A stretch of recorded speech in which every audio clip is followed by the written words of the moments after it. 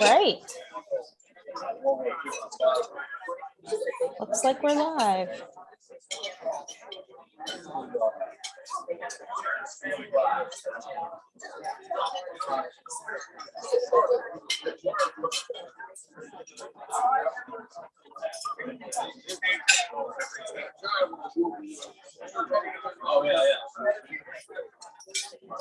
Well, hello, social media, Facebook and YouTube and Zoom. This is VBC. We are in person today, Friday, September 24th, at the Comfort Inn at Rodi Road. If you're not a Pittsburgher, Rodi Road, a little east of the downtown area through what's called the Squirrel Hill Tunnel. I call it a time warp in that area because for whatever reason, there's always traffic, no matter what. Doesn't matter what time of day, you're hitting traffic through the Squirrel Hill Tunnel. But we're enjoying our breakfast this morning. Good morning. And Todd will be starting the event here in just a second. Just popped in, Mary Mohan.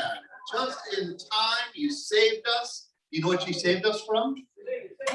Yeah, from me singing. That's what you saved us from. Yeah, that's exactly. That's what you call a close call. Good to see you, Mary. Welcome, everybody. Welcome, and thank you for coming to our first Veterans Breakfast Club here at the Comfort Inn on Rodi Road in Penn Hills in 1 year, 10 months, and 2 days. I was here several times and nobody showed up over the past 2 years. I mean, it's so great to be here together again. I mean, it just seemed you wondered if we were ever going to be able to get together like this, and I'm so glad that we have a great turnout. And just going around talking to a lot of new people here who are here for the first time, and some people who've been coming here for years. You know, I just realized once again how much history we can gather in a room at one time. Wow, the stories that I've heard already this morning. I'm eager to get going and get started. We always like to. My name is Todd. I'm the executive director of the Veterans Breakfast Club. We are a nonprofit that's been around Pittsburgh since 2008. Last year, we started doing our online programs, and I'll tell you a little bit about them. And our mission is to gather veterans with members of the public and have veterans share their stories. The belief is that most of the population who hasn't served really doesn't understand what military service entails. And they can be educated about what the experience of armed service is like, but also that veterans, here's the proposition that I made, or the thesis that I have, that veterans have collectively more wisdom among them because they've experienced more in their, even if they only served for 2 years, experience more during their service than many people who haven't served experience over a lifetime. And that we can learn a lot from veterans, not just in terms of history, but values, attitude, wisdom, character, all those things that all of us need to learn about, but the hard lessons of life. Many of you have learned some hard lessons of life, and you pass along the wisdom to us. We always like to begin with the National Anthem, and usually we have World War II veteran Mike Scuro who will be leading us. But Mike, you're not up to it today. You just got out of the hospital? Yeah, I was in hospital for a week. And not too long, I guess a couple of weeks ago, I got out.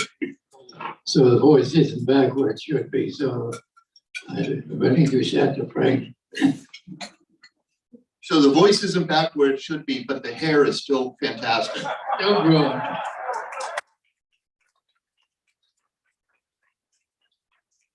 Here's a picture of you in World War II, and I'm just going to have you just say briefly, that's a picture of you and your brother, right? Yes, that's great. We met twice during the war in Europe. The first time I met him was whenever we were unloading the ship. And while the ship was being unloaded with our guns, we were in camps up on the shore. And somehow or other, my brother was in quartermaster, and he had control of the vehicles at the quartermaster and tipped them off about our outfit number if they spotted any of our vehicles while I get back to me. So the one day I was in my tent pulling some things out to dry in the sun. Somebody came along and swatted me in the tail. And I flew out of there ready to tear into somebody. Here's my brother standing there laughing his head off. Great. How old are you, Mike? Now, I'm 98. 98. Thank you. And thank you for coming, Mike. So you get the morning off singing, but next time we won't be so easy on you. Okay? Okay. So Mary, instead, I know you have a beautiful voice. Would you mind leading us to the National Anthem? Thank you.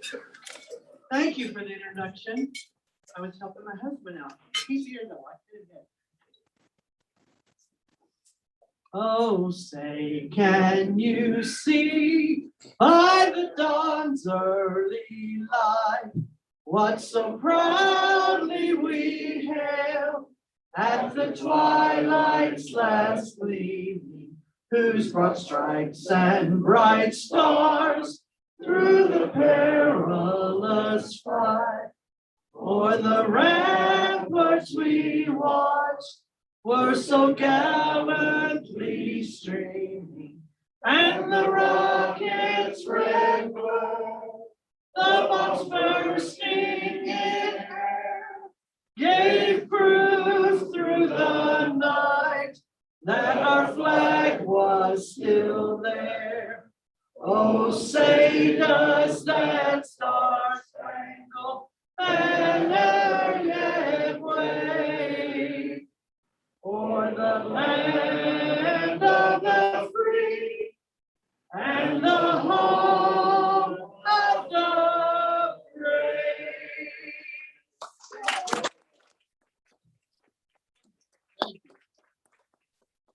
You know, so we did not have any in-person events from March 10th, 2020 until we had a picnic finally in July. And but on March 25th, we decided to have an online virtual event. We called it a town hall just to see who would show up. 350 people showed up online. We talked for 2.5 hours. People shared stories, and we got off that call and realized, wow, we could do this. We could do programming when we can't get together in person.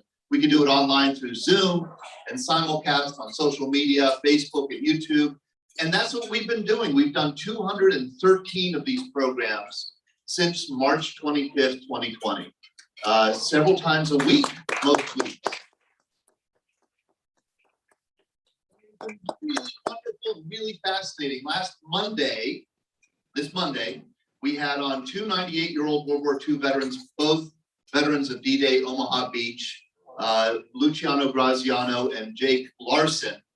Jake Larson is a bona fide celebrity. He had a TikTok.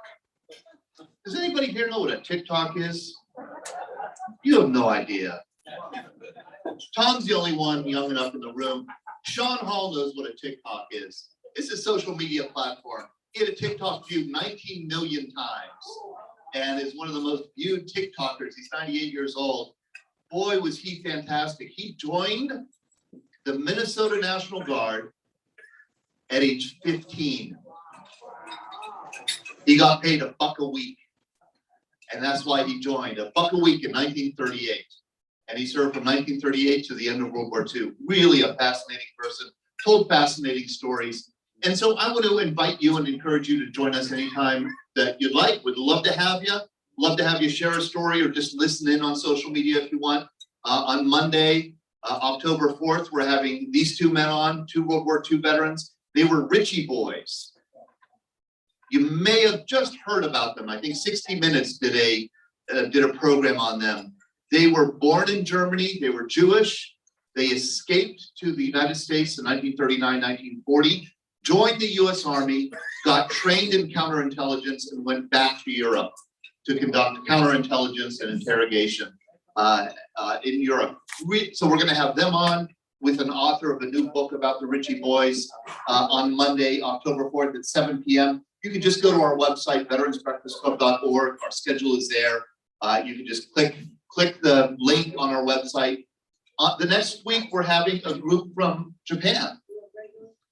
They run a museum dedicated to Kaiten. What's Kaiten? That was my first question. Kaiten were suicide submarines. Everybody's heard of Japanese kamikazes, but there are also kamikaze submariners for Japan. They sunk American ships. Some of those submariners survived. The war ended before they could go on their missions. And there is a museum dedicated to Kaiten. We're going to have the children of some of these Kaiten pilots join us from Japan. This will be a program Monday, October 11th at 7 p.m. The people who will be joining us, it'll be Tuesday at 9 a.m. Tuesday, October 12th at 9 a.m. joining us. We're also going to have the author of a book about Kaiten, Mike Mayer, with us to give us some context, and then the Japanese children of veterans will give us some of the personal stories. This is an interesting one. The following week, and I'm just telling you, giving you a sense of the kind of programs we have. This is something that has come up over the years at the Veterans Breakfast Club, and I guess I never quite understood how important this was in the military for 30 or 35, 40 years or so. And that is the MARS radio communication system, military auxiliary radio system, right? Did any of you use MARS to connect to home, Jim? From Vietnam? Did you really? Mind standing up? I was a radio operator, 2533, radio telegraph. And one day I was on a radio watch at night, and one of the Marines come over and he says, "Hey, you think you can get back to the States on that thing?" We'll try. It was called a TSC-15 band. So I get on the radio and I'm making calls and calls, and somebody answered me. So I said, "Where are you at?" He says, "We're in the Los Angeles, California area." I said, "Can you get in touch with somebody from Pittsburgh?" He said, we'll see if we can find somebody. So they're all ham operators. And the strange thing I'm going to tell you is, it's amazing to me. He got in touch with somebody in the Cheswick, Springdale area. And it just happened to be my former wife's uncle. But I didn't know at that time, I didn't know who the heck he was. But the guy that was talking on the radio, I told him, I said, "You have to use radio procedure. When you're done speaking, you have to say over. When you're done, you have to say Roger out," and all this and that. So it went on and on and on. And I'm not too proud of the next thing I'm going to tell you, but the guy, every night people would come over, and pretty soon I had a line waiting. So I said, "Well, I can make some money on this." So I charged everybody $5 for a call back to the States. And if they didn't have the money, they would give me their cigarettes.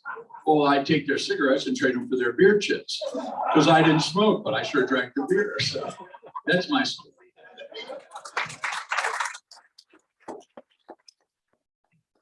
Perhaps I should tell you now that this event is being live streamed on the internet and will be recorded. So hopefully there's a statute of limitations for that crime. Does anybody else remember Mars? Just as Jim said, there were ham radio operators, volunteer ham radio operators at home in the United States who volunteered to help connect servicemen and women overseas to families at home. I just think that's a wonderful unsung service that people did. And so we're going to have a program with people who did that volunteer work and who were Mars operators. Rich? Yeah, I was stationed in Vietnam, and I was a meteorologist, and we were out in the base, and they said that there's these radio operators that could get us to Pittsburgh. So I went over and I talked to him, and he said, "Sure." So he gets on the phone, and unfortunately, I wasn't, my mother, when I called to Pittsburgh, she didn't know anything about radio procedure. And they told her she had to do this. So every word that she was saying over. I said, "Hey, Mom, you gotta break it up in between. You gotta say this and you gotta say that." And it was ironic, the guy that, the ham operator, was right here in Verona. And I tried to find him when I come home, and unfortunately he passed away. But I was so thankful I did meet his wife and everything, and it was awesome. And I made 2 phone calls like that. But the second one was a little bit better. But she got the whip of it, but they were awesome. And I didn't take any money. However, Rich, I'm not gonna let you sit down yet because I'm gonna be circulating in the room. I don't know if I'm gonna be able to get back to you. And I wanna make sure we get this story straight. You do have something to confess, a crime to confess to. I met you this morning and, well, I mean, we're not gonna tell anybody. You know, we just met this morning and you said you were in the Army from 67 to 70. Right. And that you did 2 tours in Vietnam. And I said, why in the world would you do 2 tours in Vietnam? And you got a little sheepish looking and then you. Yeah, unfortunately, my second tour, I was scheduled to go back to Fort Carson, Colorado. And I was in E5 and we had the option, we were allowed to drink. And so I come home and I have in the bag, and I had, a matter of fact, I had a bag of something with me. And I'm walking down a hall and somebody else, hey, stop. I mean, I was in plain clothes, and evidently whoever yelled was the CEO, whatever he was. And he come over and he grabbed me. And I turned around and I knocked him on his ass. I didn't know he was a captain. So needless to say, they didn't give me too many options. They told me either I could go to jail, I could go to Germany, but I would have to re-up, or back to Vietnam. I said, well, 1 out of 3. So I picked Vietnam and went back there for my second tour. And Captain's wife was really nice to me. She's the one that gave me all the advice. She said, you did a good job hitting them.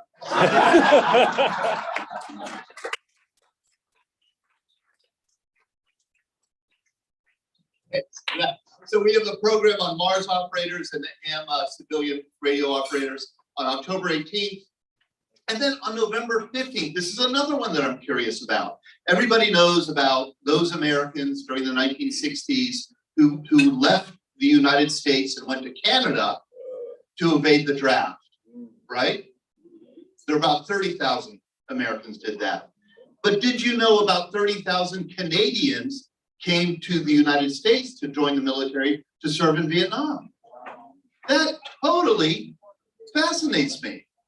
And they have a strong veterans organization in Canada, a Canadian Vietnam Veterans Association. I got in touch with them and we're gonna have a bunch of Canadian Vietnam veterans on, and they're gonna share their stories about why in the world they would do something like that, to come and volunteer for the American military and serve in Canada. Totally fascinated. Nobody here who served in Vietnam, did you know any Canadians? No? Okay. Yes, you knew a bunch here, right? Yeah. Yeah, I went through pilot training during Vietnam, and of course the demand was for the American pilots to go to Vietnam. So there were a lot of Canadian Air Force pilots that were more than happy to come to the States and be instructors. And they're very good pilots. I flew with a number of Canadian instructor pilots. They wore their Canadian Air Force uniforms and everything, and would serve a 3 or 4 year tour at one of the pilot training bases. Yeah, that's fascinating to me. So we're doing that Monday at 7 p.m. And then on the following week, we're doing this program with the USS Hornet, which is an aircraft carrier docked, and it's a museum ship docked in Alameda, California. They're going to give us a tour of the aircraft carrier virtually, and we're going to, ask them questions about it. That's going to be on Tuesday, November 23rd. So all this is to say, we are really cool. The benefit of having the online programs is that we're able to do things like this and get people from across the country and across the world to join us. And the bad thing is, of course, not everybody is willing and able to join us online. We have sponsors for our events, and I want to give a shout out to one sponsor who has been absolutely wonderful and supported us all through COVID-19, and that's D&D Metal Recycling and Auto Salvage. They have they're Tarentum and Pittsburgh. They have supported us through our this very difficult year and a half. They've been sponsoring our podcast, which is the Scuttlebutt, which is hosted by Sean Hall, our program director. They've sponsored our events, our live events, and they put it out in our magazine. So I want to make sure. Oh, and they've also brought some nifty little handouts. It looks like a tape measure. What else does this thing do? Bottle opener. What's this thing? A light? Doesn't it look like a cigar? It looks like a cigar cutter, right? That's what I thought it was. Church key. Church key. It's a church key. And also Jeannie Watson, who has been a long-time supporter and sponsor, especially here in Penn Hills. Thank you, Jeannie, for stepping up and sponsoring today. Thank you. Hi, everyone. For those of you we've met before, nice to see you all. The last time we were here, my husband, the handsome fighter pilot, and I brought our nephew with us who had, at that time, we did not realize he would be going to Qatar for 9 months with a brand new baby and a 5-year-old. But he has returned to the US. We're very proud of all of his accomplishments. He's just been promoted to lieutenant, and he is presently building shelters for refugees. So just a little update. Anyway, so I represent Arden Courts of Monroeville. We are part of a new company that you may have seen commercials for recently called ProMedica. And ProMedica is one of the world's largest healthcare systems. In the Pittsburgh market, Arden Courts, Manor Care are part of that community. Just to let you know that all of the sponsors that are here today are all after the same thing, and that's your good health. And if we can be of any assistance whatsoever, please let us know. Thank you.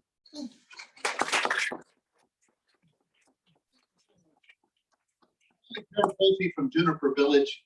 I think you were here the first breakfast we ever had in Penn Hills, so thank you for sponsoring today. Oh, it's a pleasure. It's so nice to see everyone, and so great to be back in person. As Todd had mentioned, my name is Bonnie Carapulte. I'm the Director of Sales and Marketing with Juniper Village at Forest Hills. And we also have a new community in the area, Juniper Village of Monroeville. This is Trish Martin. She's their admissions and sales coordinator. Juniper Village offers senior living, personal care, and specialized memory impairment care. So if you or a loved one needs some help with dressing, bathing, medication administration, therapy services, a variety of different things, all designed to help make living and aging more comfortable and easier for seniors. We also participate with the Veterans Aid and Attendance Pension Program, and that's a federally funded program that helps pay for our services. So veterans can receive up to $1,900 a month. Surviving spouses can get over $1,200 a month, and husbands and wives can receive over $2,200 a month should they need services in a personal care or a skilled nursing facility.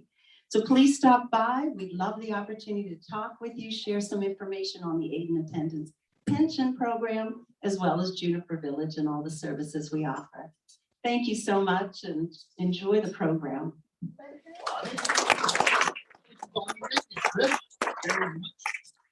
Also, thank you to a new sponsor, Suncrest Hospice. We have Tom here. You're the only person whose name's I didn't put on the list here. You're an Air Force veteran. I am. I have the distinction of being the last Air Force chaplain in Iraq in 2011.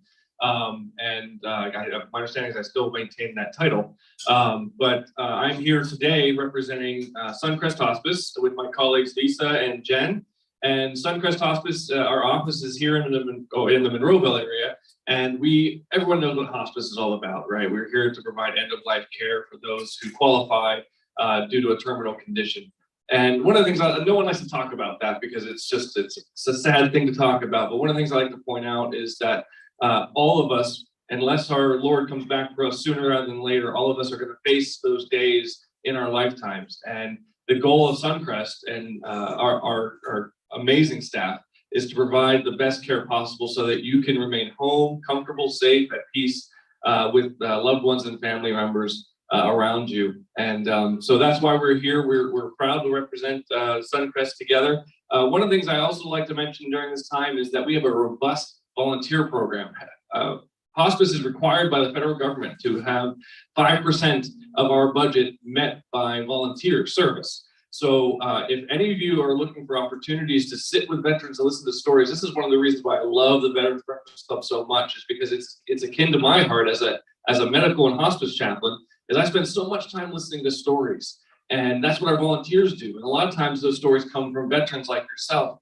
And I make it a personal challenge to get to know all the stories of the people I come in contact with, so that those stories can be remembered and honored for years to come, not only by us, but by your family and friends. But we're always looking for volunteers to help us in that regard. So if you'd like to consider that, see my friend Jen, who's our volunteer coordinator here. Thank you so much for letting us be a part of your day.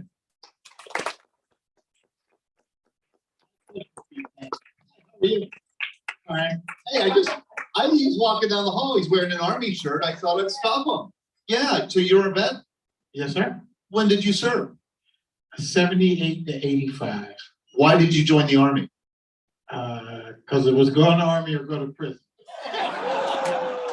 You're the second one who had a story like that today already. And was it a good choice, you think? The best choice of my life? Why? Tell me. Well, I didn't expect it. I just came to get work. Hey, I'm just minding my own business, trying to get, It taught me some structure, some discipline, because I've been on my own since I was 8.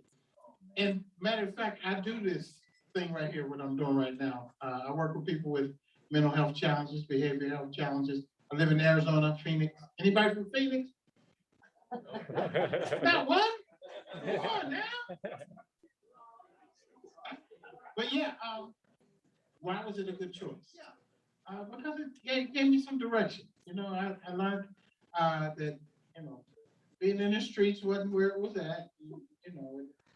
Just put me on a good path. Where did the Army send you? What did you do? I was in Germany. You were in Germany. Did you like Germany? No. Okay. I was homesick. You were homesick. I was homesick. Couldn't wait to get back. It put me where I needed to be at that time. Right. Between God and the Army, they put me where I needed to be. Right. Ended up getting my bachelor's degree in student ministries, working with young people, teaching first grade. Didn't even graduate high school. Yeah. But it got me a long way. I'm going to give you my card. You're welcome to sit down with us if you want. We got space open.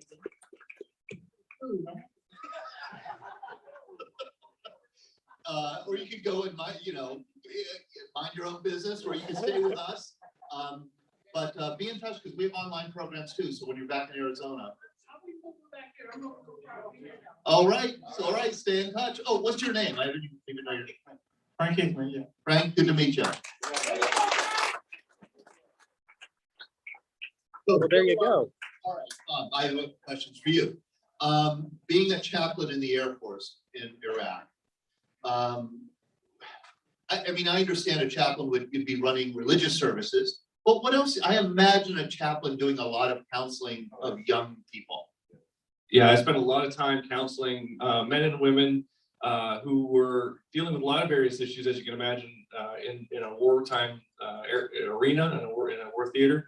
And one of the biggest things that I counseled people on was relationship stress with spouses back home, in addition to relationships in their units, struggling, with the high tension, high anxiety, high stress that people were dealing with in that environment, conflicting with one another. And one of the things I noticed during this particular time, this season we faced as a country, as around the globe during the pandemic, has been a very similar experience to what men and women overseas experience. We all faced a war, so to speak, here in the US. And so I found my training that I was implementing there overseas, counseling people through that traumatic experience, becoming valuable here as well during the past 18 months. But yeah, so spent a lot of time counseling, a lot of time doing religious services, a lot of time consulting with commanders, because we were in a Muslim country and we had to, as chaplains, I'm an ordained pastor, I come from a Christian background, but we were expected and required to be experts, so to speak, in all world religions. And so giving advice on, what's going to happen during Ramadan, what's going to happen during these other religious holidays, what should we be recognizing as holidays come and go while we're in this environment. So that was a big part of my job as well. What an education. What an education that must have been for you. Thank you very much, Tom. Dale, why don't you come on out from behind that table? Dale is with Vitalit, which used to be known as the Central Blood Bank. And the Veterans Breakfast Club has this partnership with Vitalit where for every person who donates blood and says that they're with the Veterans Breakfast Club, the Veterans Breakfast Club gets $15. How much blood do you think you could pull out of this guy? You're not using all of it, Tom. Thanks, Todd. Good morning, everybody. I'm very honored to be here with you veterans because I was talking to someone here at the table and I said, well, I didn't serve. My father served and my brother served. My father was over in the Philippines. And I went down after I graduated high school, federal building in Pittsburgh. And I went in and I said, where do I sign up, for the draft? And the guy said, get out of here. There is no draft right now. So I didn't serve, but I have family members who have served. And as Todd mentioned, how many in here know the name Central Blood Bank? Can I just see it? There you go. Okay. There's some confusion out there because, we're called Vitalis and Vitalent and all this other stuff. But we're members of about 120 blood centers in the country now. And that gives us an advantage. Someone asked me, gee, how's the blood supply now? And, we can talk a little bit about COVID, but imagine how it affected the Breakfast Club. It affected donations. I was mentioning to someone here that I work with Pitt, Duquesne, CMU, some of the colleges. And in March, I got emails from them saying, we're not letting outside vendors in. So I lost about 35 blood drives, and each one of them would do about 50 donations. So I'm not a math genius, but and that was just me. So we got affected by COVID pretty much. So we have blood drives going. We actually have blood drives through COVID in our hospital partners and stuff. So we have blood drives. I have the list of them here. And as Todd mentioned, there's a code. And if you just say the Veterans Breakfast Club when you go to donate, they'll have the code and everything. One thing I did want to mention, I talked to some people here and I heard about, I can't donate because of medications or this or that. I have information here. We have a medical help desk and they can answer any of your questions. And I want to let you know, most people who are on medications can donate blood. I take 3 medications and I still donate blood. So if you have any questions about where you can donate, requirements and things of that sort, please come over and see me. I'm so glad that I was a part of this meeting, and I'm honored, like I said, to be here. So thank you. Yeah, there's also an issue of if you served in Europe in the 80s, that you weren't for a long time, you weren't allowed to donate blood, but I think that those requirements have been lifted, and you can. So if you haven't been donating because of that reason, check to make sure. Absolutely. Okay. And I have information here about that. It's basically a process. So you can't just go in and donate. Okay. You have to go through a process, and then once they approve you, then you can go and donate. Yeah. Thank you very much, Dale. Hey, I want to let you know we have a trip next week. Larry Alt is going, Ben Wright is going, Barbara and Lydia are going. There's a small group of us, 25 of us are going. Jeff's going to be there. We're going to the new Museum of the United States Army that just opened up last November and Fort Belvoir, Virginia. We're going to go there the afternoon of the 30th. And then we're going to go the next day to the National Marine Corps Museum. and then we'll come back home. So it's an overnight. We'll stay at the Fairfield in Woodbridge, $289. We still have spots, of course, on the bus. Only 25 of us on the bus. Just, you know, the turnout for a bus trip wasn't great. But it'll be a really nice trip. And one of the nicest things about the trip, from my point of view, is Jeff Witherell. Jeff, would you mind standing up? Jeff is I'll tell you, he's a retired Lieutenant Colonel, Army, career Army guy. This is the first time I've ever met Jeff, but I feel like I've known him because for the past year and a half, Jeff, who lives in Woodbridge near Fort Belvoir, Virginia, has been joining us in the Zoom meetings all the time. I mean, you know, hundreds of times that we've talked. And, but you're originally from Pittsburgh. And Jeff called me the other day and said, hey, you're doing that trip. You know, he's a docent or he's a tour guide at the Army Museum. And he said, I'd like you all to come over to my house for dinner. And I said, Jeff, there's 25 of us. And he said, oh, it's no problem. Thank you, Jeff. Yeah, it's really a great pleasure to be up here to meet all you here first time. Yeah, and it's going to be a good trip. You'll really enjoy it down in Washington. When I heard about this, I said, well, when my daughter was playing, she was a field hockey player at Lock Haven University for 4 years. So every other year they'd come down to Virginia to play Georgetown and Virginia Tech and Longwood College. So they'd come down in their bus and they'd come into our cul-de-sac and they'd all storm into my house and would have a catered dinner for them or whatever. And they'd be there like an hour and a half. And it was like the scourge of locusts went through the place. I'd be going through my pantry and say, sir, you don't need these beans, right? You don't need this. I just cleaned out the house. They get back on the bus and go down the road to play ball. And then they hit on the way back up. You know, they'd come back in again, you know, like on Sunday on the way back to school. So I said, oh, this will be easy. Well, one thing nice about it, right where you're staying at the Fairview, that's like half a mile from the Mission Barbecue. So that's where Todd wanted to go. And I was going to have it catered to the house. When I talked to those people, they said, just have them come in. We have a section. We'll just rope off a whole section for the group and everything. And I said, and then it'll just be like an open bar, open menu. Just walk in and get what you want and everything and sit in that designated area. And then you just take the bus a half a mile down to the Fairview. Fairfield or Fairview Inn, is it? Fairfield Inn. Can't remember. Yeah. So Fairfield Inn. So that'll be great. You'll really enjoy the museum. It's really something. We have 6 galleries up there that are probably twice as big as this room, each gallery, and they're different eras of the Army, starting from 1607 with the 1st Militia in Jamestown, all the way up to the present day.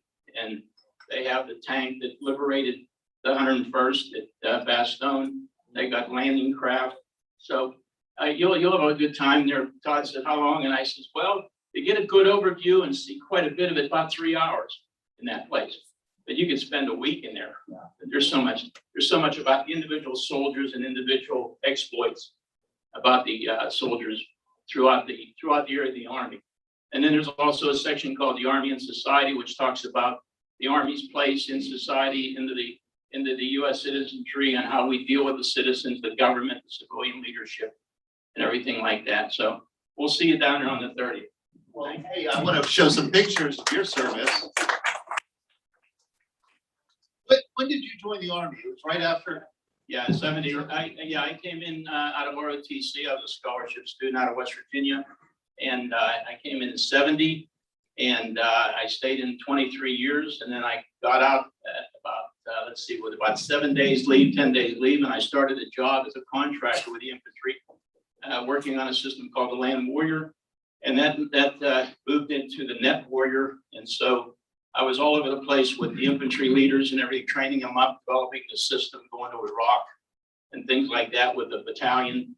And so it was pretty good, 48 years. And I said, well, I better go out and do something else. So I retired 3 years ago.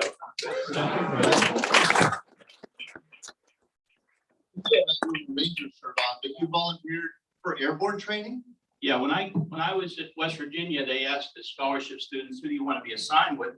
I put into the 82nd because I was trained at Indiantown Gap by the 82nd, and I was impressed with the soldiers.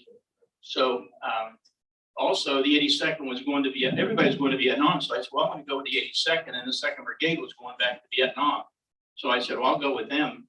So naturally, I had to go to jump school, and I was already scheduled to go to Ranger School right after jump school. And then after that, I was assigned to the 82nd Airborne. So I was there a couple of years, and then I was commissioned military intelligence. I was in infantry because you had to do a combat tour as a scholarship student. So I was in MI, brought back to MI, and did 15 years of military intelligence.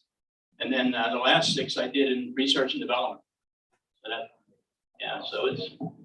So what, is this your qualifying jump? That's a stage thing. That's the school, that's the airborne school. And I was Bravo 022. I was an officer there. That's the worst thing you can do. There's the only worst thing that was Ranger School, but jump school was bad for an officer, especially when you're wearing 82nd Airborne patch and you don't have the wings. You know, I was TDY from the 82nd up at Fort Bragg, and they said, "Oh, okay, sir, 82nd, no wing. Get on down, sir. Just get on down." You know, and every time they said, "Get on down, sir." And I've got to say, this surprised me. I didn't know. So when an officer goes to airborne training, the drill sergeant's your boss. And even though the black hats, they have a lower rank than you. They're pushing you, and they give you kind of special business. Beat your boots, sir, and all that stuff.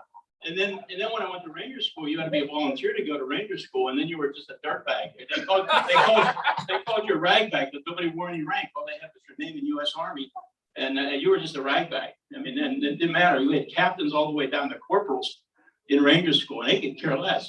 You know. So that was the way that was. And then here you are, I think, in Germany maneuvers. This is up in the DMZ, up in Korea. And that is a Mastiff. That is a puppy. That's a Korean Mastiff. And that was Marmaduke. And the thing is so funny about everybody had a mascot. This one here was Marmaduke. He hated Koreans. Yeah, because they'd feed him rice and fish, and he liked cheeseburgers. There's another picture. Thank you very much, Jeff. And you can see those jump games. Jump games are featured prominently on the uniform there. I looked over this is a sad moment. I looked over our list of veterans who have died over the past year and a half during the year of COVID. We are now over 90. 90 of only the veterans, 90 of the veterans who regularly attended our events have passed away in the past year and a half. 90 of them. Many of them World War II veterans. Several of them veterans who came here to everyone. Joe Capone died over the summer. You remember, he's been coming to these events for years. 104th Timberwolf Division. He told many, many stories. And I just got word yesterday that his wife Rosemary died yesterday. Clarence Hall, Bud Hall, he would come to these events. He was a pilot, C-47 pilot. He came to a last event here in June 2019. Jim Russell, the backseater for the torpedo bomber, Navy torpedo bomber. He died last year. He told many, what was it? That Don Vitus died last year in September, just shy, I think, of his 99th birthday. He was Coast Guard.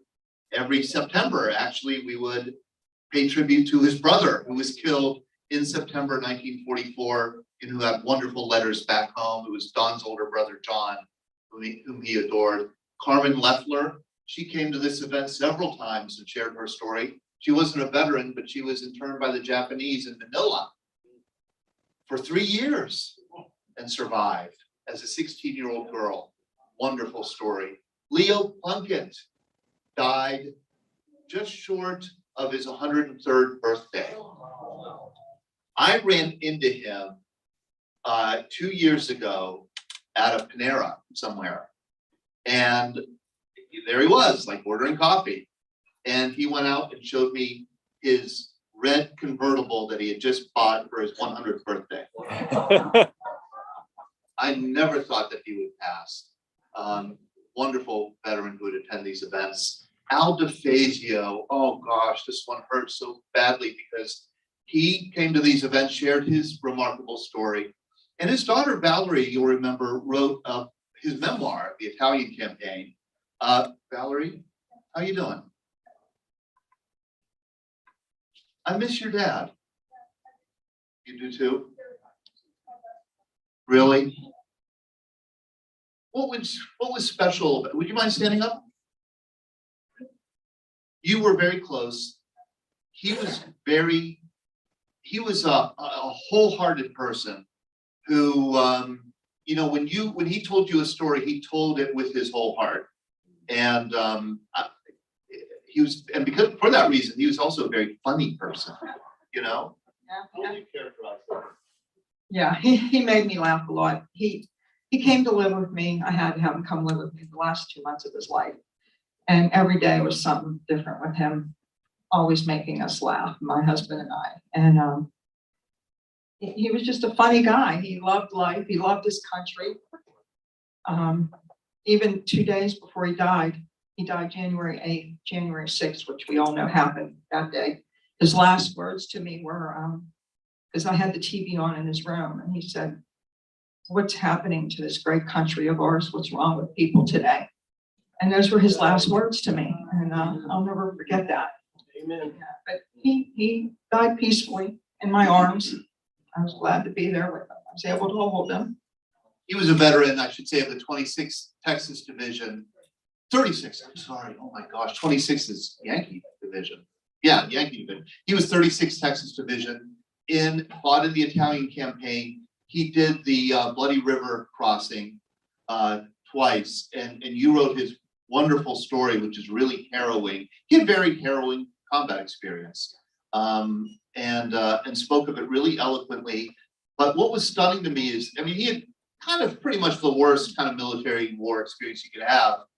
And he would say, "I'd do it again. I'd do it again." He loved being in the service. That's what he said he loved. In fact, I didn't even know till I was a young teenager, because he was cleaning out his drawer and he had medals laying there. And I said, "Did you win these?" He said, "Kinda." And then he explained to me how he got them, but I had no clue that he was even in the war, because he never liked to talk about it. And, you know, then later on, he started talking about it more and more. And then I learned about everything that he went through. So in life, he wanted everybody to know that the Italian campaign was just as bad as Normandy and the Pacific and everything, that it was one of the bloodiest battles there. And that was his, you know, he wanted everybody to know how bad it was. And that's why, you know, I told him that I'd write the book for him. And the book is wonderful, and it is available on Amazon. Is it called The Italian Campaign or The Forgotten? It's The Italian Campaign, One Soldier's Story of a Forgotten War. And it's actually switched now to Lulu Books, lulu.com. Okay, lulu.com. All right. Yeah, let me know if you're interested and you can't find it. Let me know. Thank you so much, Valerie. You know, Henry Parham passed away on July 4th. He was another one of these heroes who would come to this event often with his wife, Ethel. He died age 99. How are you doing, Ethel? I'm doing fine, thank you. You told me you didn't want to talk today.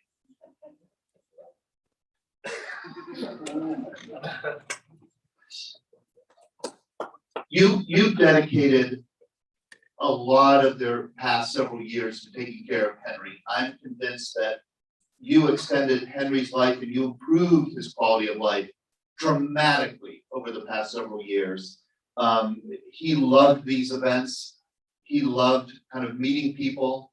I should let people know, he was the last surviving member of this all-black unit, the 320th Barrage Balloon Battalion that landed on Omaha Beach on D-Day, June 6, 1944. In other words, he's the last black veteran to have landed on Omaha Beach, the last surviving one. And he died on July 4th. Yeah, it's amazing that he would pass on Independence Day. Right. He was the most independent person that you ever met. God forbid. It was so funny. In the hospital, he said to me, that was the last thing he said to me. He turned around and he said, "You know what?" I said, "What?" He said, "Well, this is it." And I said, "What?" He said, "This is it." And that was the last time he spoke to me. And I walked out the Oakley VA at 8:30. They kick you out at 8. But for some reason, I didn't leave on time and it didn't put a call out there on a Saturday afternoon, visiting hours is over.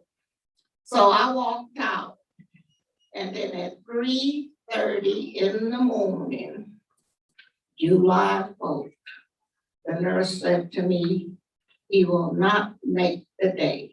So I jumped into my clothes and I made it to Oakland, VA.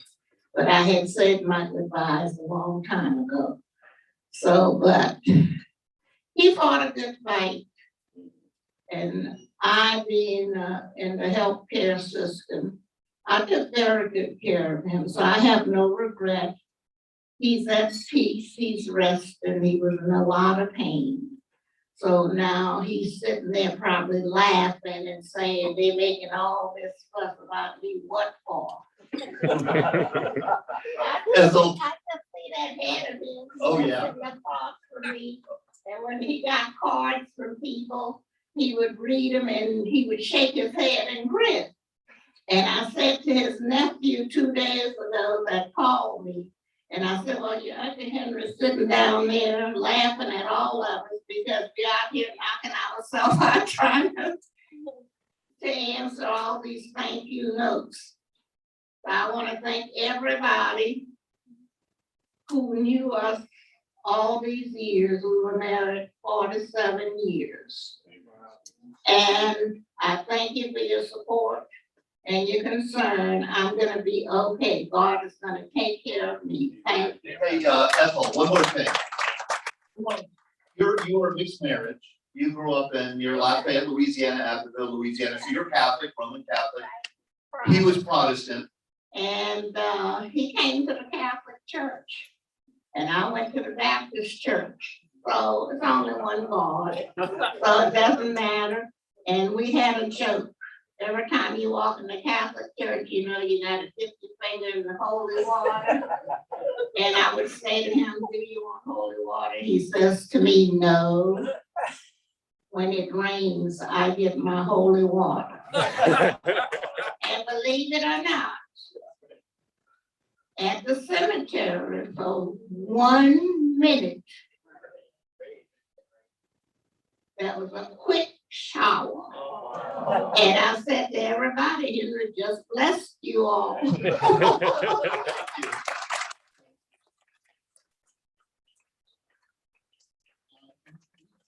Tell Henry's story. It's a remarkable story in the next issue or this issue of our BBC magazine. One thing that we did over COVID is we expanded our newsletter into a magazine. It's now 32 pages with a lot more devoted to veteran stories. And Henry Farm is our cover story for this fall's issue.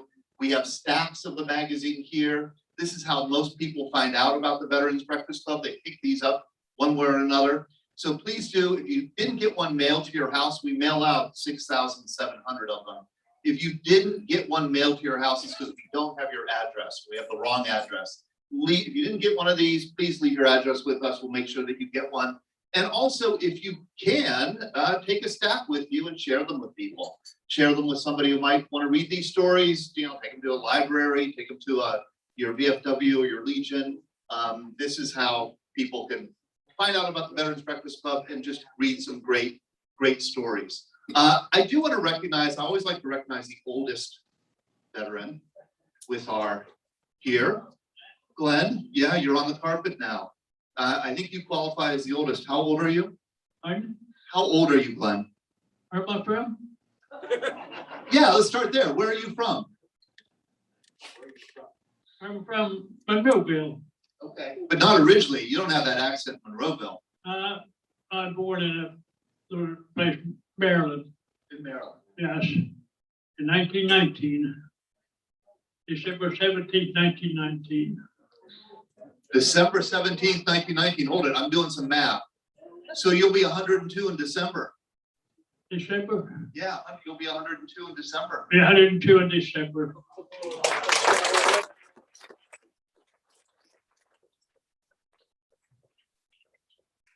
I would take my day of discharged. Day you were discharged. How happy were you to get out of the Army? Pretty happy. Well, that is sort of a bad entrance. I was drafted under the Selective Service Act. If anybody knows what that was. I served 1 year in the military at the age of 21. Well, I was 21, and November 1941, I was drafted. And 1942, this November, I was in Hawaii.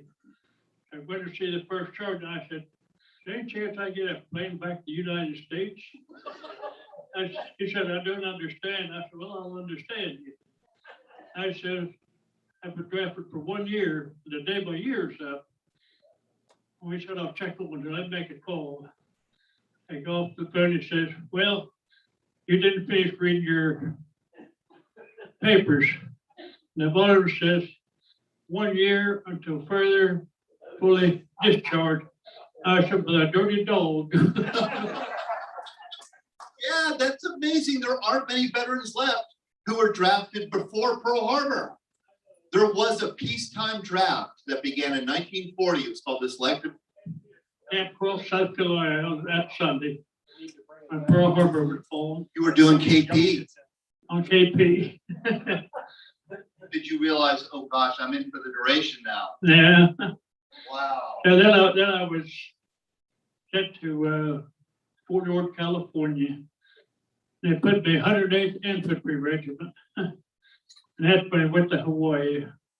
Hawaii went to Guadalcanal, into the Philippines. And I was discharged August the 5th, 1945. I never had a problem from the time of the discharge till I got home.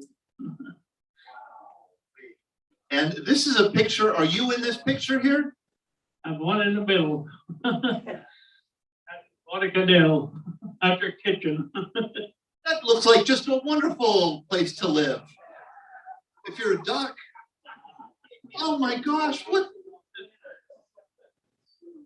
When I was in service, they had a lot of lectures. And this one colonel them told us, "You boys would be sleeping in the blood, not with your nose sticking out." I said to the guy next to him, "Well, I think he'd been in the service too long." And I found out that he knew what he was talking about before I got that Guadalcanal. Then you went to the Philippines also, right? Into the Philippines. I did 3 invasions in the Philippines, 3 islands. Then I kept home on rotation. You have to feel lucky that you survived all that you survived. Lucky? Yeah. I sure was lucky. I got one little strip on the side of the leg where a stray bullet glazed my leg. I don't know if that Jack shooting at me, but it wasn't a very good shot. I remember you telling me a story about, I think about being ordered to go to a hut that you knew was going to be hit. Well, I had a lieutenant, and he was in charge of the company. I was a lieutenant, a staff sergeant, and I had 50 men under me. And we were on a forward patrol. And that evening, they started pouring the rain down, and we come up on this old barn. And the lieutenant said, "Check it out. Maybe we can stay there all night." So we checked it out. Nice in there, a lot of straw. And I said, "But I'm not putting men in that barn." He said, "Why?" I said, "Because you don't do that." But they're not going in there, so you know I can have you court martial. I said, "Well, go ahead, I don't care." So he said, "What you suggest we do?" I said, "Well, I suggest we go up the road to that wooded area and put your pup tents in there." So that's what we did. I had to put my pup tent with him, but I had a half and he had a half. So we're sitting there and said, "Sergeant Fletcher, why did you disobey my orders?" I said, "Because whenever I was in basic training, they told me if you had an order from an officer and he gave you a bad order, you could turn him down." He said, "Did you have a bad order?" I said, "Yes, I had 2. I said, "You don't put a bunch of men in a group like that in a war front." I said, "Number 2, that barn would probably be blowing up about 12 o'clock at night." And sure enough, the barn was blowing up at 12 o'clock at night, but that's what the Japs would do. I don't know how many nights they did something like that. And I was there for 3.5 years, so I know what they did. But he never said a word about it. 3.5 years overseas. And I was saying before, he was drafted in the pre-war, the pre-Pearl Harbor draft. And the draft was, the draft eligible age was 21 to 36. You were to be drafted into the Army for 1 year. Goodbye, dear, I'll be back in a year. That was a popular song when that draft started. And so guys, because the idea was that the FDR and George Marshall, they were seeing war on the horizon, and we had a tiny army, very tiny, you know, right behind Romania in number 19 in the world. And so we needed to get some men trained up just in case the war was to come. So they put out a call for 2 million men to be drafted. 1 million were rejected because they were physically unfit. And that was a result of 11 years of the Great Depression. And there was real concern that we wouldn't have a generation able to fight a war. So when Pearl Harbor happened and you guys were extended for the duration of the war plus 6 months, that was tough. That was tough. Glenn, thank you so much for coming today. Thank you, Bill, for bringing him.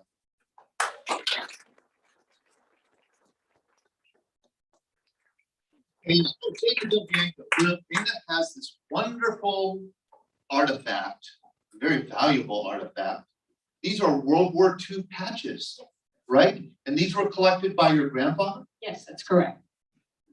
Okay, my grandfather was a tailor. This picture is my grandparents on their wedding in 1944. My grandfather was a tailor before he went into the Army, and he was a tailor in the Army. So he would sew on patches and fix uniforms and so on and so forth. And this is a blanket that he made of all the leftover patches. So this is a 76-year-old blanket. Please come up and take a look at it. We don't know much about the circumstances behind it. I'm guessing it was probably done after the war when he had all these patches left over, and whether he did it while he was killing time in Europe or on the ship coming home or after he got home, I don't know. But so it was just a bedspread for decades. And now my mother decided that it's going to go to soldiers and sailors, but she wanted you all to see it before it gets put away. So please enjoy. Yeah, this is a really valuable, wonderful artifact. Unlike today, where today's patches are, you know, olive drab and black, those were colorful patches in World War II. Yes, Kim. Are they hand sewed or machine sewed? If you look at the back, you can see he sewed them by machine.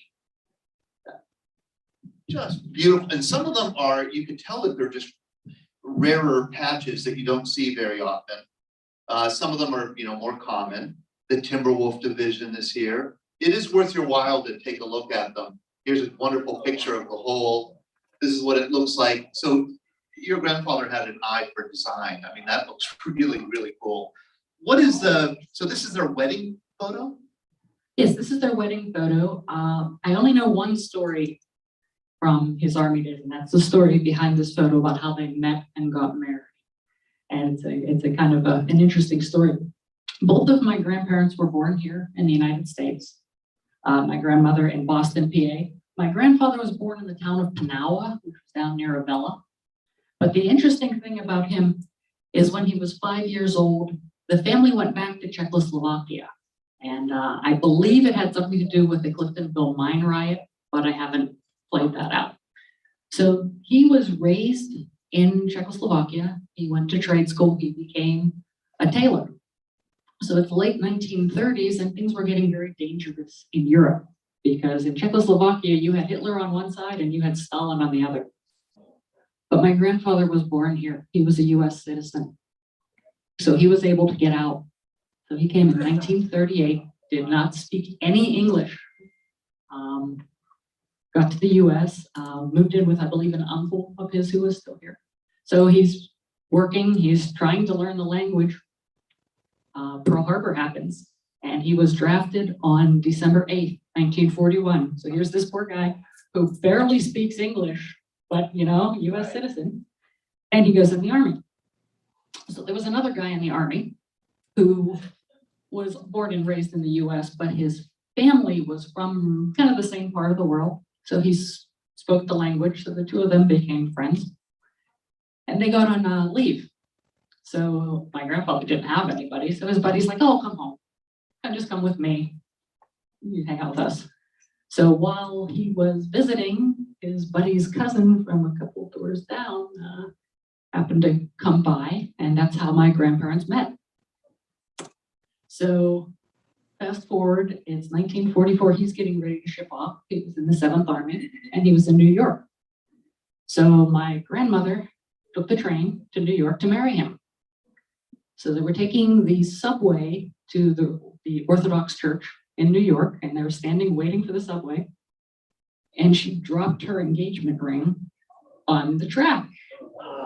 And the train was coming. So he hopped down, grabbed the ring, and jumped into one of those little alcoves they have. So people don't, yes, he did. Yes, he did. Where to keep people from getting run over by the train. So then they went, and they got married, and they went out to dinner. And then, as my grandmother told the story years later, she got back on the train and went back to Pittsburgh, and he went to jail because he was AWOL to marry her. So, and I do have a copy of his discharge papers, and sure enough, there were like 7 or 8 days in the clinker for getting married. So yeah, so that's the story behind this picture. It was like a picture before he went to jail. Oh, man, thank you, James. Wonderful, beautiful artifact. I do encourage you to check it out. We have a couple veterans who served on this ship, the USS Kumbera. You're one of them, right, Rich? You want to stand up, please? Now, when were you on this ship? 1962 to 1964. Okay, by that time, this ship is like 20 years old. Yeah, the original ship, when it came out of the slip, would have been the USS Pittsburgh. And they changed that to the USS Kumbera because an Australian ship had been sunk in the Pacific. So that's how come the Kumbera got its name. Right. Yeah, you said it's the only ship that the US Navy launched this name for a city in another country? That is correct. That is correct. Yeah, and there's a new Kumbera now called LCS 30. It's a smaller ship that still to come out with another Kumbera. Okay. And this is now a cruiser, a missile cruiser, guided missile cruiser? When I was on it, it was a guided missile cruiser. Before I was on it, and after I got off, it became just a heavy cruiser. A heavy cruiser, and here's a picture of it when it was CA-70, a heavy cruiser in World War II. And Bill, your father served on it in World War II, correct? On that ship. Yeah, it saw a lot of action, and it retired after World War II, and then got retrofitted in the 50s. And I think it was the late 50s, I think it became active. What was your job on the Kumbera? I was an electronics technician. And so where on this ship was your station? If you go to the rear and you see all the stuff that's sticking up, yep, probably right underneath, right there on the main deck would have been our sleeping quarters. That was your sleeping quarters. Yeah, we had electronic stuff all over the ship. So I was in communications. We had communications and we had radar in our division. And, so we pretty much went everywhere. And how many men on the ship? I believe we had 1,400, and that included officers and enlisted. About 1,000 enlisted. About 1,000 enlisted. And did you kind of join the Navy and see the world in a sense? Yeah, more or less. I actually was on both coasts. I spent a couple years in Norfolk and about a year and a half in San Diego. So I was lucky to serve on both sides. And you liked your Navy service? Yeah, I wasn't a great fan at the time, but I was a better fan after I got out. Right. You count the days till you get out, and then you. Yep. Yeah, and a lot of times I wished I would have stayed. Yeah, it was a good time. It was quite an experience. Thank you, Rich. Thank you very much.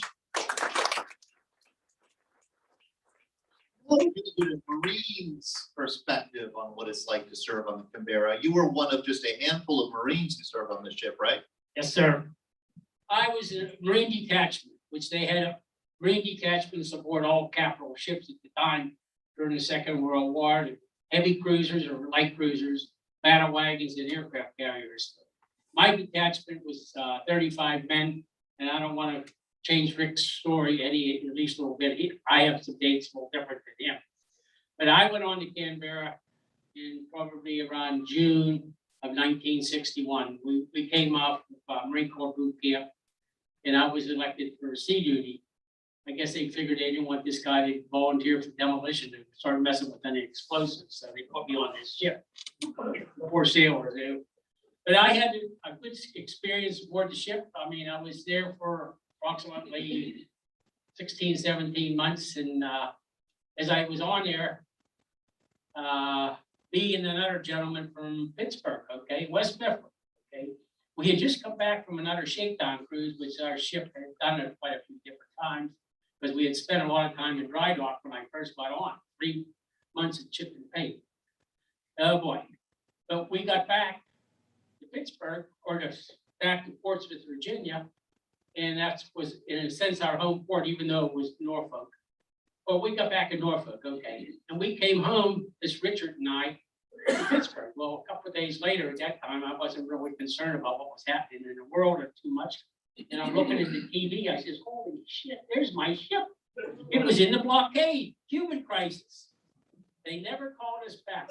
What happened was, I was probably 10, 12 hours away from Norfolk. They took everything they could find on the East Coast in the way of sailors and put them on every ship they could find and says, go south.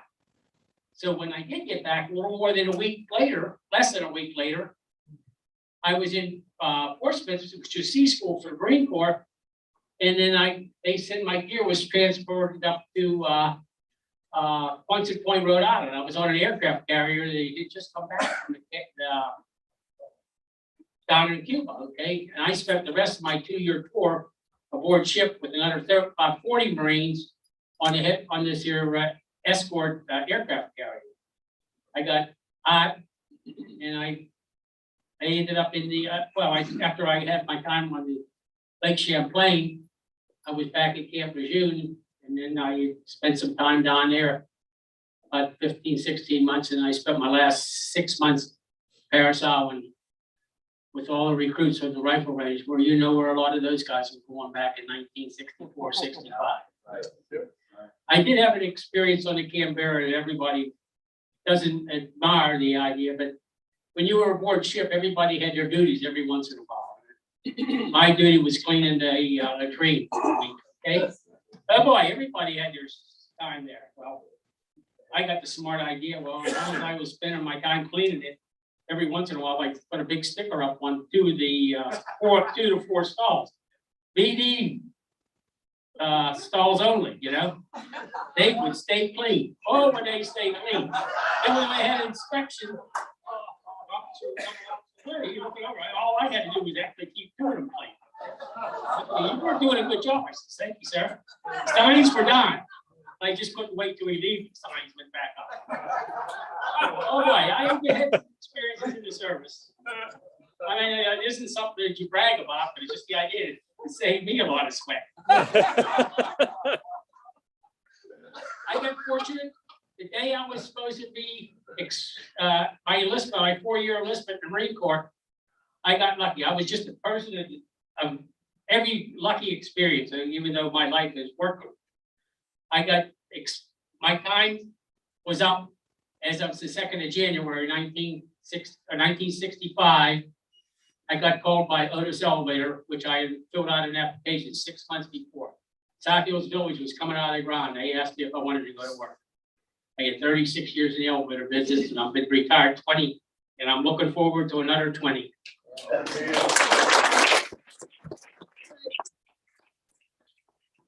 You think you heard them all. You hear a new one. I could imagine you could tell me more. I want to know how in the world did 40 or 50 Marines get along with 1,000 sailors on a ship. Well, fortunately at the time, I mean, we did hit rough waters and all, but the Marine Corps station there, our sleeping quarters was just about a midship, okay? So when it comes to rough water and rock and roll and all that stuff, we didn't see anywhere near the guys on poor Rick here seeing. Oh boy.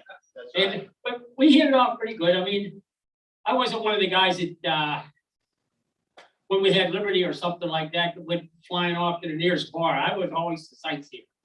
I seen a lot of the Mediterranean.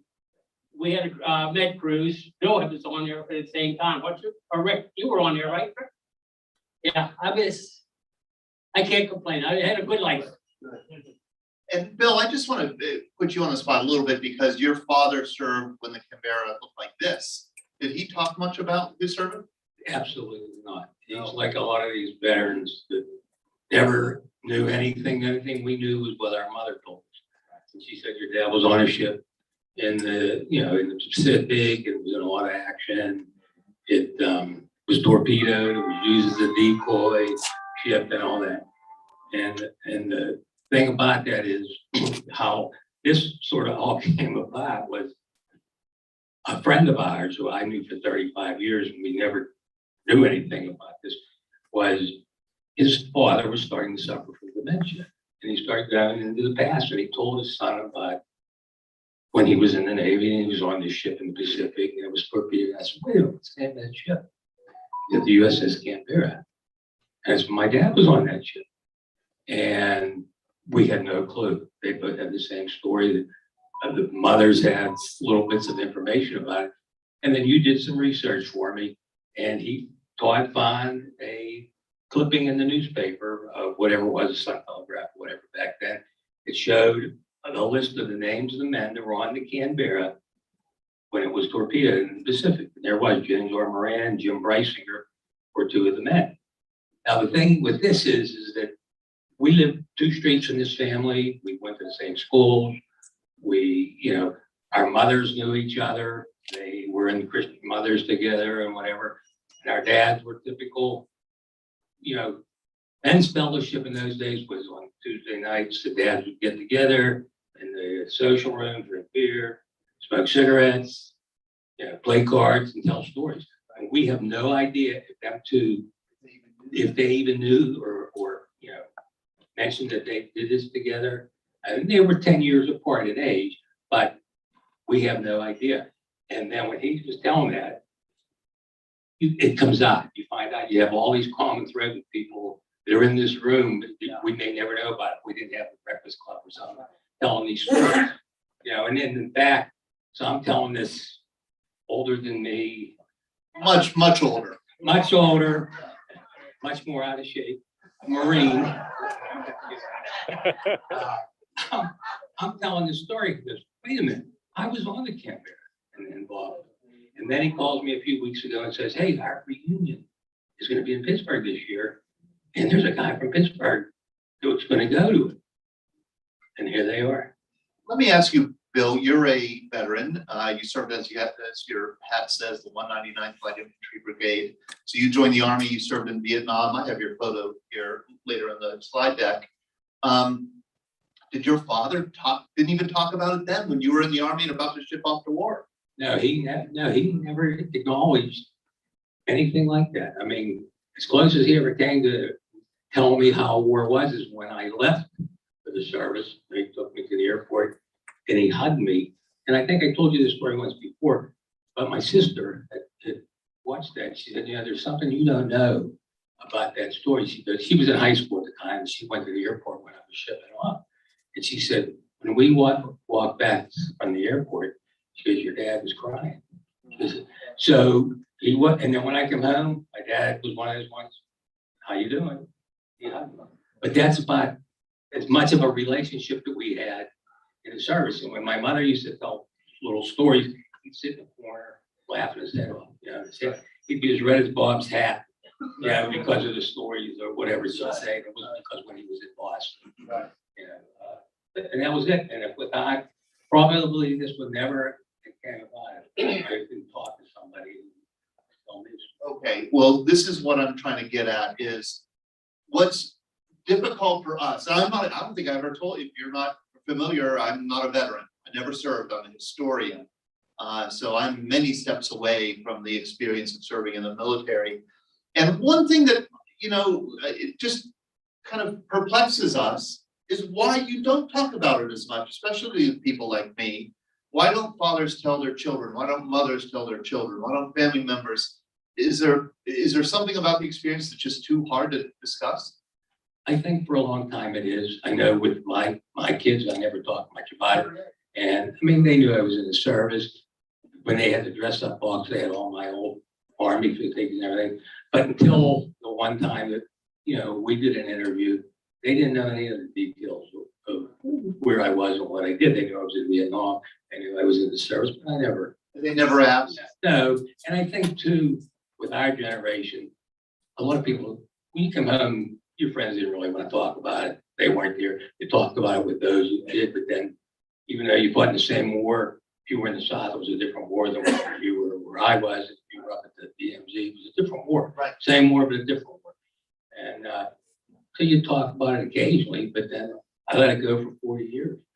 And then I went to a reunion, then I hooked up with the Breakfast Club, and it's been great ever since. And I think that's why the Veteran Breakfast Club is so important, because we don't know, and everybody in this room probably may have a connection that you never know about because we don't talk.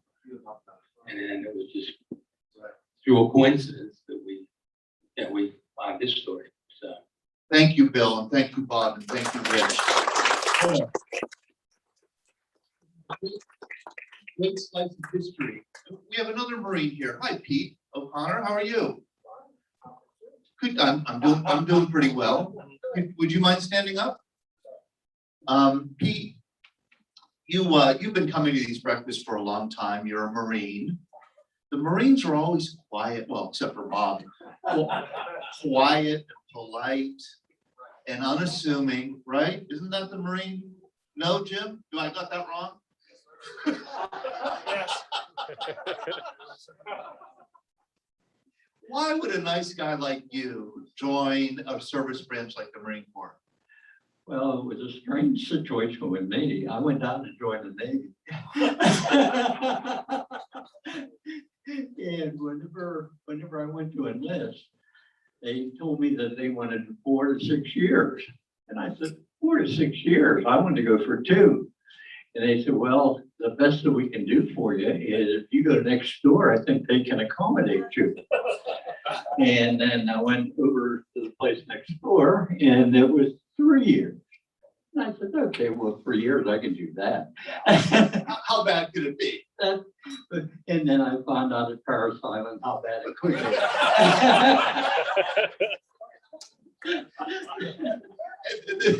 This was what year, Pete? I was in 1952. Oh, so Korea's going on. Yeah. And I sort of thought, okay, well, I'm going to be going to Korea anyway. And then I got the rude awakening that I wasn't going to go to Korea. That originally I would, whenever I went down, they were going to send me to Clarksville, Tennessee. I thought, who the hell wants to go to Clarksville, Tennessee?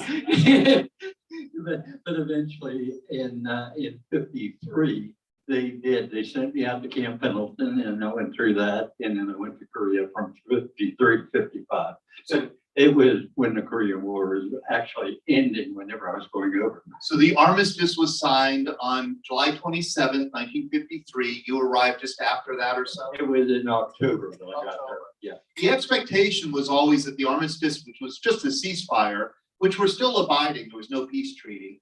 The expectation was in 1953 that the war would start again. And then we were stationed right where we could see Taedoksan. If anybody knows of Korea, that Taedoksan is where they used to have a huge mountain, and you take a look at it and you see the caves up there.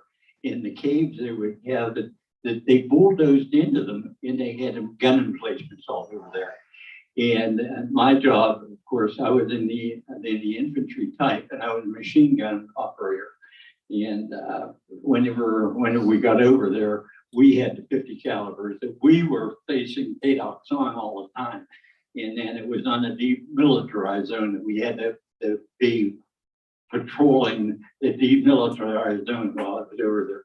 And it was interesting. And then whenever I came back, of course, I was ready for discharge because I was over the 13 months and then came back through Penn, or through San Diego then, and then San Diego back to Lejeune, and then they discharged me from Lejeune. You know, when I've talked to veterans who were in Korea during the Korean War in 1953, they remark about how they were overwhelmed by the poverty of Korea. Did you? Yeah, it was pathetic. You'd see the kids that, you know, they come over. Yeah, well, in the whole time that I was in the service, of course, I was in Quonset huts for 2 months, and the rest of my tour was always intense. And whenever we were in Korea, of course, they had the little kids that were over there. We would call them thieves then, because they'd steal anything that wasn't nailed down. And then whenever I started realizing what was happening, it was that you'd think that they were thieves, but they were surviving. And you didn't have that whenever here I was 19 years old then, and I'm thinking, oh, hell, there's no excuse for that.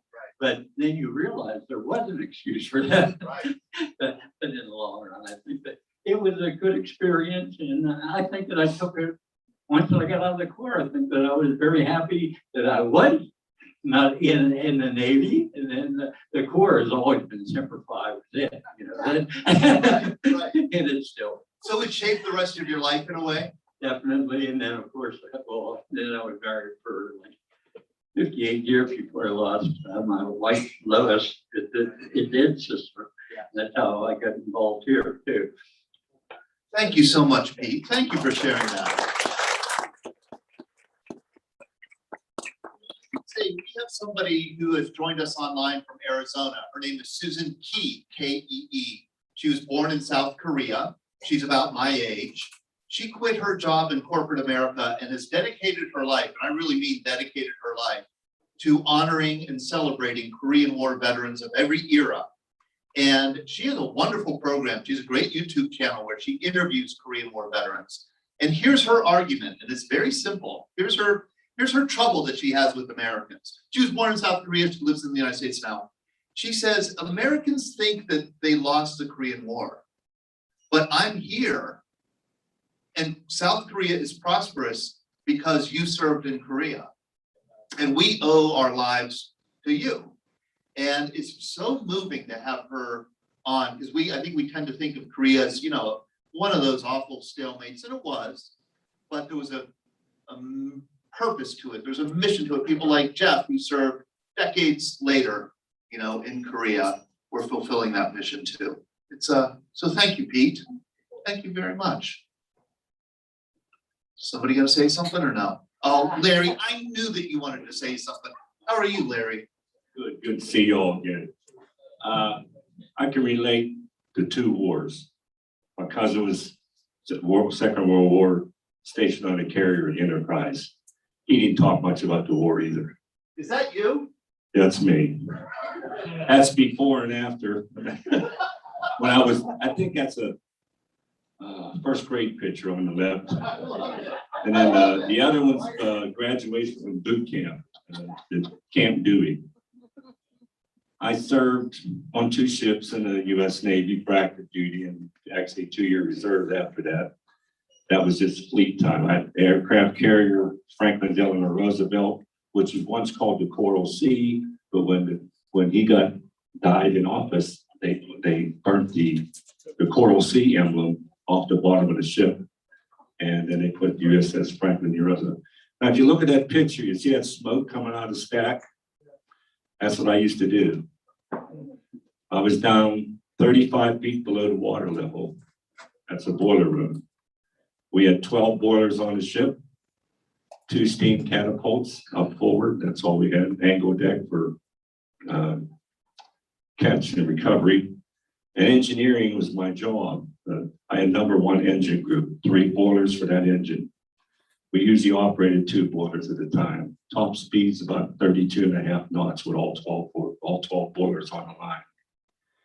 And a little bit of electrical history, and the guys, electronics technicians, you guys had your hands full.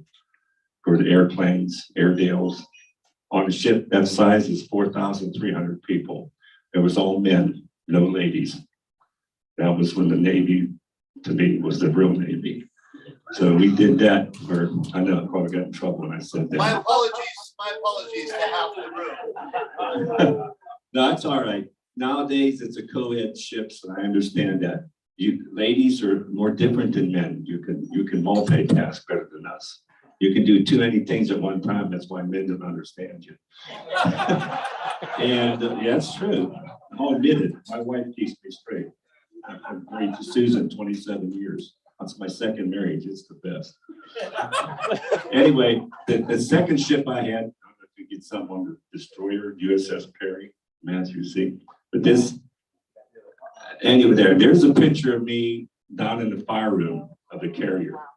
All those gauges right there mean something. You have steam, 600 pounds pressure. You have oil pressure up to 350 pounds. And that front of that boiler, it's one of the 12 I told you about. Those valves on the left are oil valves feeding the burners. I'd have talked there. I would have brought you a tiny little. Next time we have a meeting, I'll bring you what you call a sprayer plate. And we used to burn black oil. We used to call it Texas T or NFS, Navy Special Fuel Oil. A little bit about oil from the ground. When our shirts would go to the laundry on the ship, we did oil stains in the laundry, bring it back. If your shirt was black at first and then the oil stain never came out, it turned green on your denim shirts. So it started to look like camouflage after a while. And then after, if you get a shirt back that we had oil, it was black oil, but yet the stains would turn red. There's something about that. Oil in the ground that came up was from the animals. That would be red because of their hemoglobin in their dinosaurs. Okay, the oil that was extracted from the ground was part of a sediment base that turned into oil. God does amazing things with his world. And then next thing you know, the oil that was green coming back on our shirts that was washed in laundry, that would be vegetation. How about that? That's a geological thing. I have a question for you, Larry. I've noticed in the picture on the right, you have a bandaged right arm. Ooh, what the heck happened to you? On that ship, we have what they call soot blowers. I showed you the smoke and the carrier, that light brown thing. Well, we just got done blowing the tubes. You took 450 pounds of steam going through a cast steel pipe. It would blow steam on the boiler tubes when the fires were lit. And we'd rev the blowers up and blow that stuff out over the ocean. Well, here's the thing. We had made a mistake one day. We're coming into port, Mayport, Florida. We had to call man in the rail. When he showed the picture of the ship at sea, we have guys, it was July, everybody wore their dress whites. Someone said, what was the last time on blowing tubes? And someone didn't get the message right. And they said, blow tubes. So all us boiler guys on watch, you started blowing tubes. All that soot was flying up in the air. And guess where that black dust was landing? On those white uniforms. And the thing of it is, Airedale stood aft, our engineers stood forward. All the Airedale guys got dirty. White, black dust on those uniforms. That's not too kosher. There was a lot of animosity between the air wing, squadrons, ship's company. And one other story, I used to smoke cigarettes in the service, then I quit a long time ago. A guy was standing behind me at the smoke shop line. You get 2 cartons of cigarettes per month. You have to have a little chip punch. You don't get no more. You could send a guy up here with a chip, you could get more cigarettes because you just give him your money. You just have, if he didn't smoke. So that's how we got more cigarettes. It's like the guy charging $5 for a telephone call. But I paid for mine. Anyway, he says, where's all that smoke coming from? Are they burning garbage? I said, get your cigarettes, come with me. I took him down to the fire room. It scared him. I says, this is the picture you saw with me standing in front of the border. I says, there's 12 of these monsters on the ship, as we call them. I have a poem I think I gave you about BTs. It was about a 1,200-pound boiler. Ours was 600 pounds. The auxiliary ships, like an oiler, and an ammunition ship, there were 450-pound boilers, but they all could hurt you. If you look at a ballpoint pen and you have superheated steam, that means the steam is dry and still under pressure. It goes to the engine room. No water is allowed to hit the turbine blade, so it'll explode. That was the deal. But a pinhole leak in a main steam line is like a laser beam. You never check the steam leak with your hands because you could lose it. We used to take a broomstick and wave it in front of a leak. It would shatter like toothpicks. Wow. That's it. That's its pressure. We had a case on a destroyer like that. It happened. Nobody got hurt, but they had to shut the after engine room down on a destroyer while we were doing submarine exercises. I'm going to take the microphone from you, Larry, just because our time is up for today. And I want to make sure we could have a rebuttal from Hazel for what you said about women.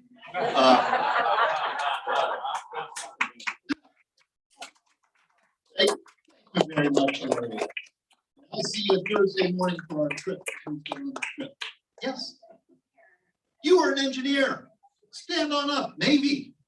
I was an engineer on a tugboat in Yokosuka, Japan. I can't remember the year now. What years were I in?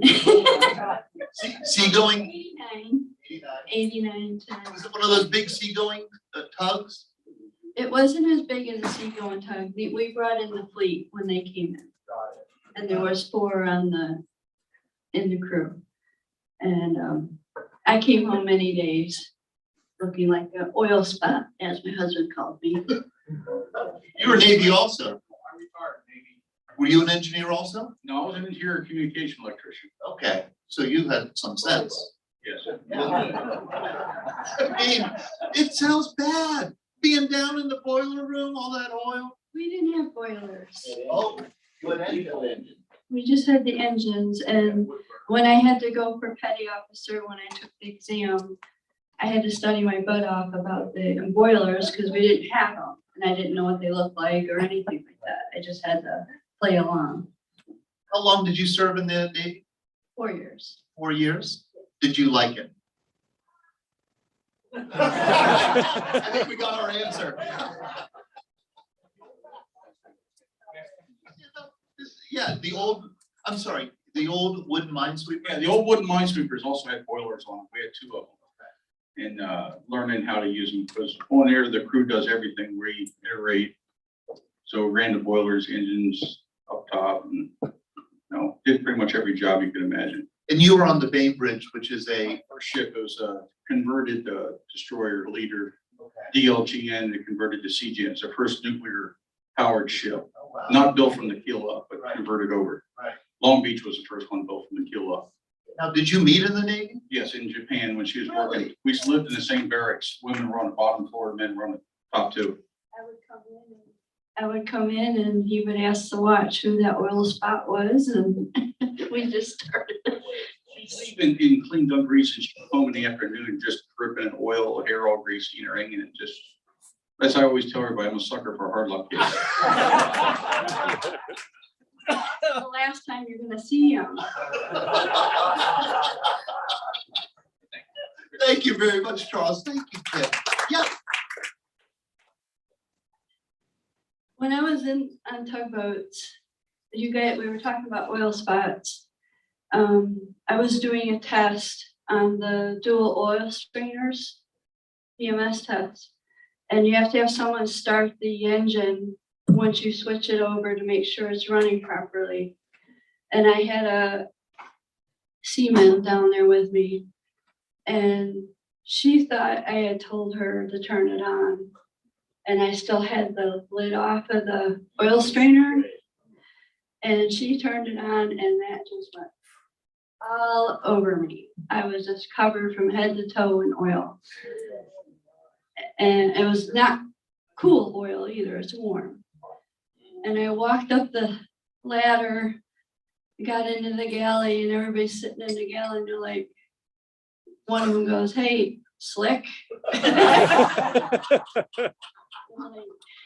I was so angry. I just turned around and went to the shower. that stuff's terrible to get out. But I just wanted to let it read. Well, you haven't changed my mind that engineer on a ship is a good job, so. I loved working with engines and all that. I just loved it even before I got into service. I love that. That's what I wanted to do. Kim, thank you so much. Thanks for coming today and for sharing. I just want to show this wonderful picture of Hazel Wingard. Hazel, thank you for bringing this picture of you that I'm showing. This is when you were in the Air Force? Yeah, I suppose. I suppose it was. I'm guessing it is. And why did you join the Air Force? Well, I had to go somewhere, so. Better than the Navy. Yeah, I think so. That's what Boone was, Norfolk was recruiting that day, was Air Force. And where did you go? Where did you serve? I served in Oklahoma City. Yeah, I didn't go overseas. Did you like the Air Force? Yes, I did. Yes, I did. So. You. My husband there, yes, I did. Yeah. So. That's kind of a bonus. Thank you very much, Hazel. Thank you. Thank you, Kim. And thanks to all of you for coming out.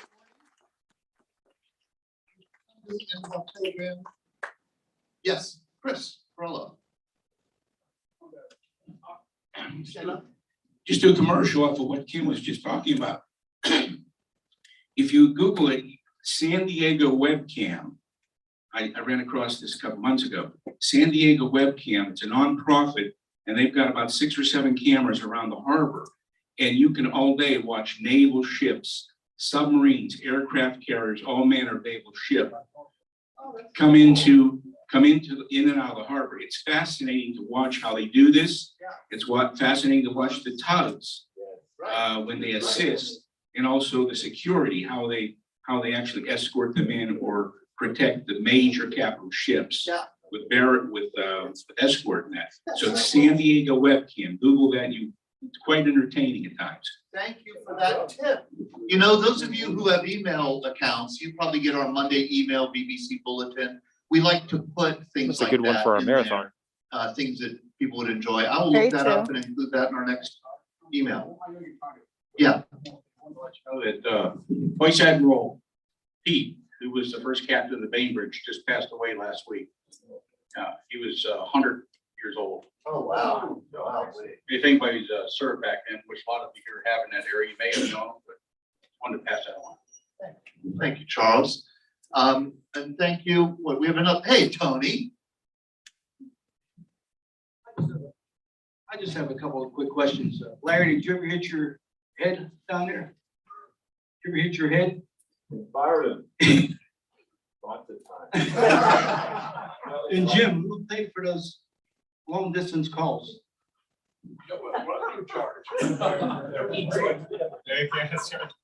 All right. Okay. Hey, we're going to end the program. We like to end it at 10:30, but we're going to have another one here.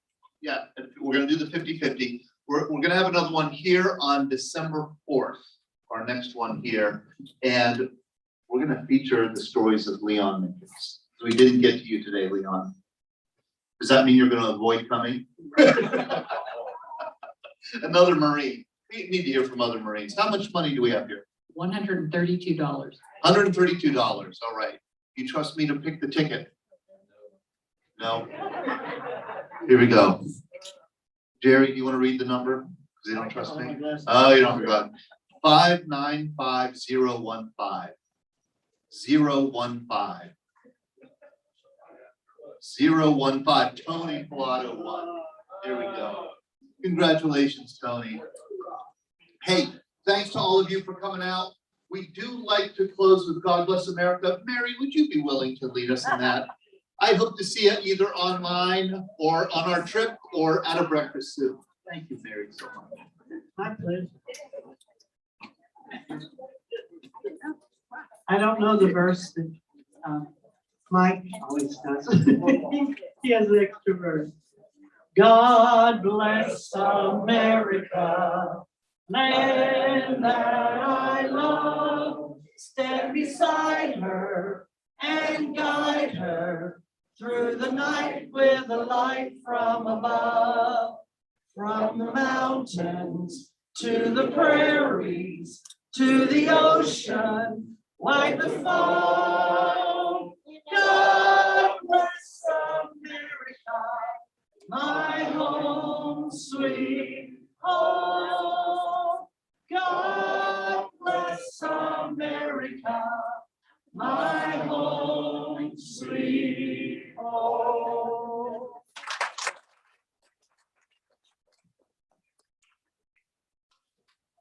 Thank you, everyone, for joining us here at the Comfort Inn Rhode Island Road Veterans Breakfast.